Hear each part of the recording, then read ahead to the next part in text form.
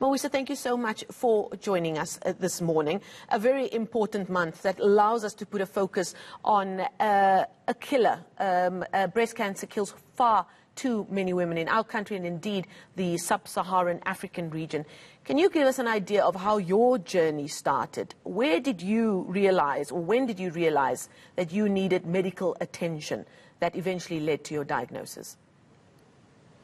Hi, the year that I recognized I need medical attention, it was 2018 when I felt a lump on my left breast.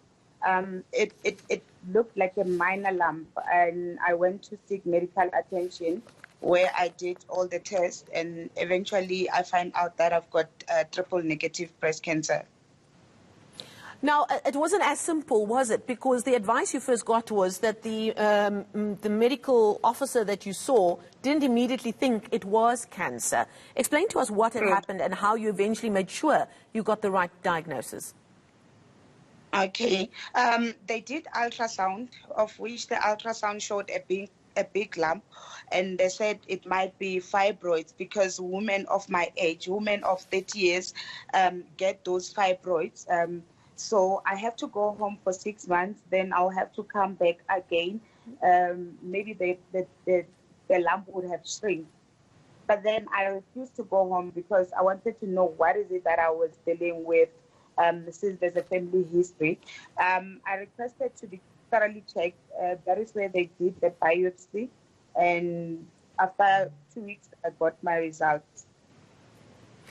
And what was the first thing that went through your mind? Because obviously getting results like that would send one's minds in all kinds of directions. What was your thought processes right at the start when you first got that diagnosis? The thought that I got is I'm going to die because they said triple negative breast cancer, it's aggressive and it's going to spread to the parts of the body so fast if we don't act now. So the thought was, I'm going to die. Now, you said there was a family history of cancer, and that is why you used your own agency to make sure that you got the right tests and got that eventual diagnosis. But you were only 30 years old. Did you ever have a moment when you thought, but why me? I'm far too young for this. This should be something that only older women and even men deal with at any given time. Yes, I did have that thought to say I'm still young to have cancer, which told me that, you know what, you don't have to be old to get breast cancer. So the myth of saying you can get breast cancer when you are 50 and older, to me, it's a myth because I was diagnosed at the age of 30. How important was your family to you? You eventually, I mean, your first thought was that you were going to die. But you then got to a point where you realized that this could be treated and you could fight this diagnosis. How important was your family's support? My family support was very much important because without them, I don't think I would have made it to this level. They were there for me through treatment, driving me to get chemo because I couldn't drive myself back. They were fully supportive emotionally and also financially because the things that we don't talk about, cancer, it takes a financial toll on us. So me not going to work and not earning 100% of my salary, I needed them to support me even financially. And now, tell us what your prognosis is. I didn't get that. Tell us where your health journey is right now. What's your prognosis in terms of cancer?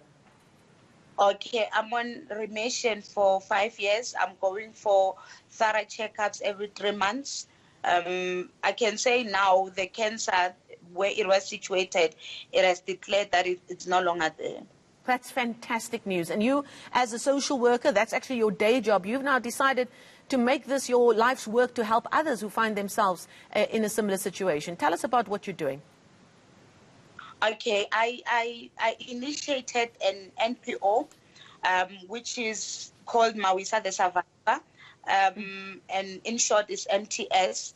So I want to get to a level where I bring services to the less disadvantaged communities in my area, which is in Limpopo, because, you know, lack of information It's the one that led people to go and get treatment at a late stage, and then they end up dying. So I want to do more of awareness in terms of cancer in general, and also breast cancer, regarding my experience, and also serve as a patient navigator to give more strength and hope to all their patients and fighters.